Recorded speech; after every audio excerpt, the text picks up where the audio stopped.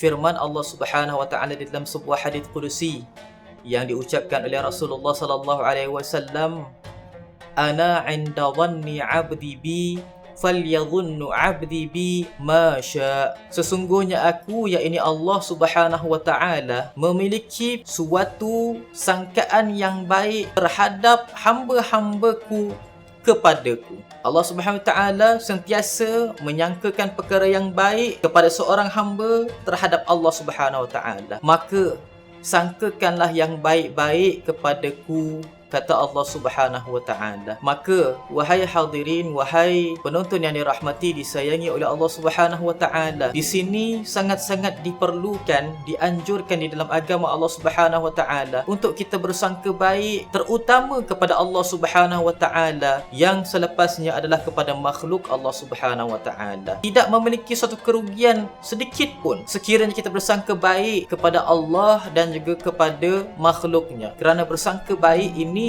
adalah suatu perkara yang ia dituntut di dalam agama Allah Subhanahu wa taala.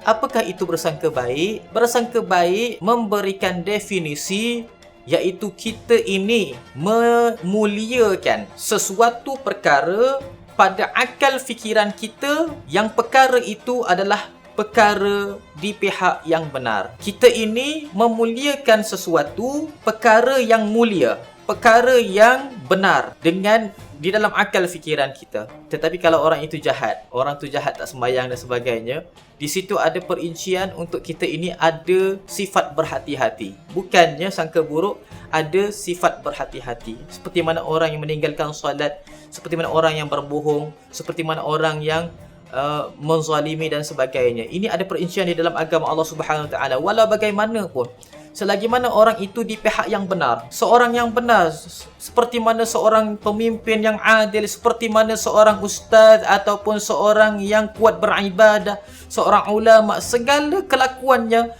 bersangka baik, tidak pernah mendatangkan kerugian kepadanya. Dan di sinilah tempatnya untuk kita ini bersangka baik kepada makhluk. Kata Rasulullah sallallahu alaihi wasallam, khaslatani ma fawqahuma minal khair.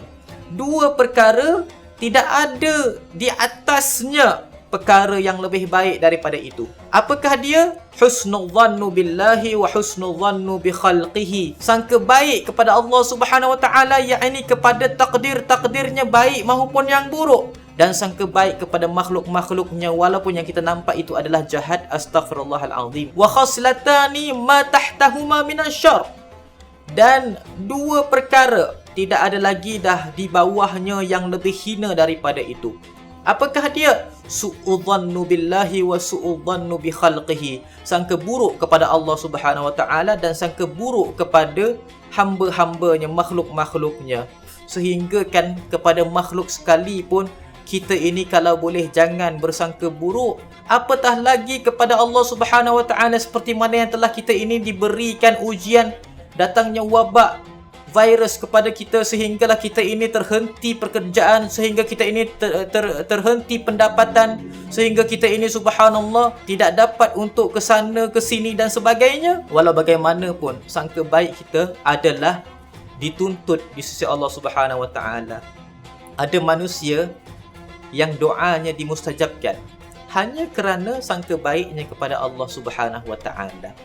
Ada manusia yang masuk syurga hanya kerana sangka baiknya kepada Allah Subhanahu wa taala. Kerana sangka baik ini jugalah subhanallah kebanyakan daripada takdir buruk berubah kepada yang baik dengan izin Allah Subhanahu wa taala. Mudahan Allah taala menjadikan kita kesucian hati dan orang yang sentiasa bersangka baik, sehinggalah kita ini ditarik nyawanya di akhir hayat kita, insya-Allah. Sallallahu alaihi wasallam Muhammadin wa ala alihi wa sahbihi wasallam walhamdulillahi rabbil alamin.